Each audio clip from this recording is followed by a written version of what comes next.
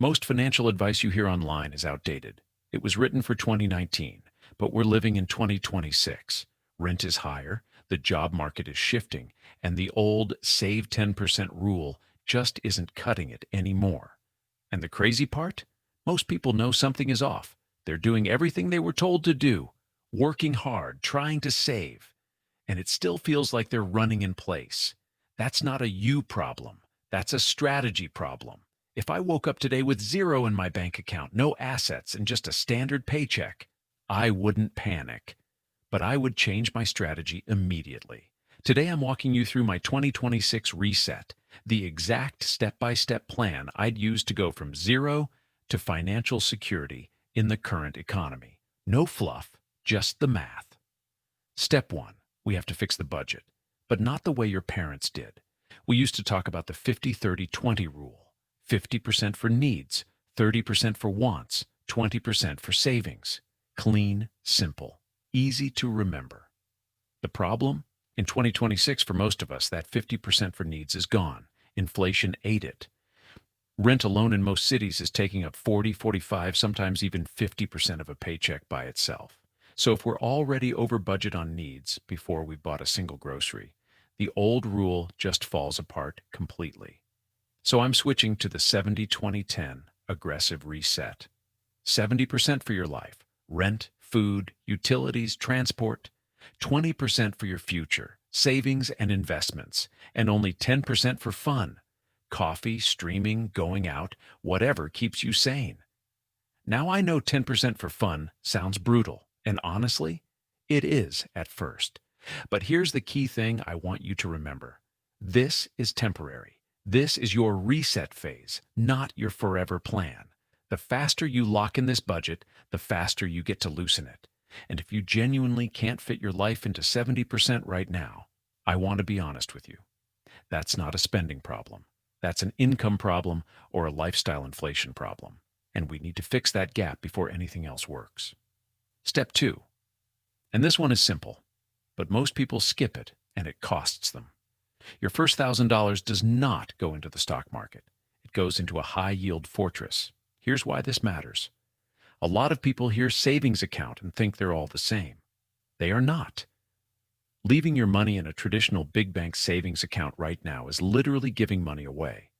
The interest they pay you is so low, it doesn't even keep up with inflation. You're actually losing value by doing nothing. A high-yield savings account or a money market fund pays you significantly more, sometimes 5, 6, even 7 times more than a regular account. That $1,000 sitting in your fortress isn't just a safety net anymore.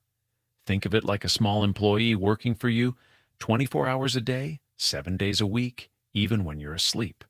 It's not going to make you rich on its own, but it's a start, and it beats doing nothing.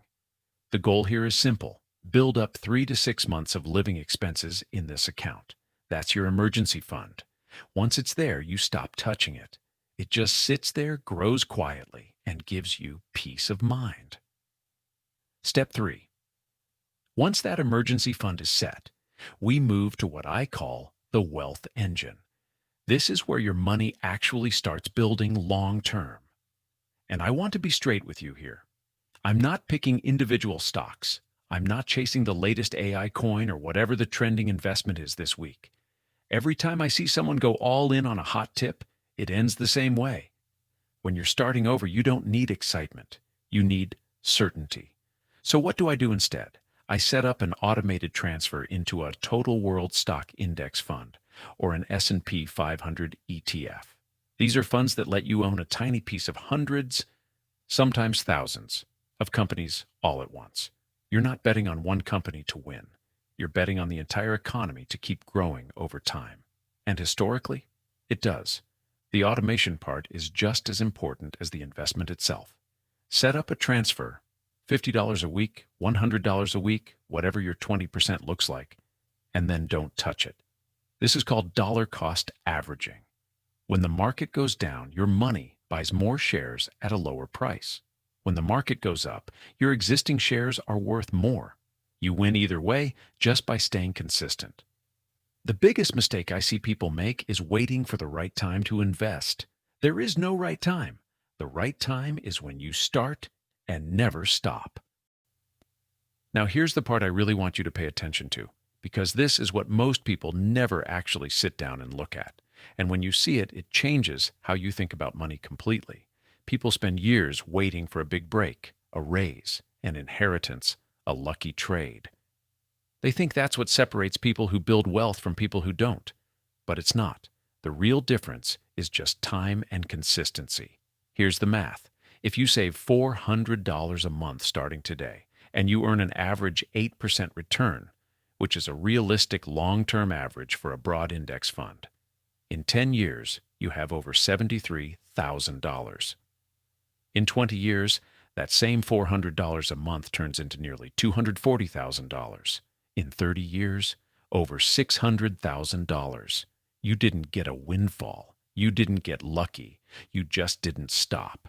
That's the whole point of the 2026 reset. It's not about getting rich tomorrow. It's about making sure you're never financially stuck again.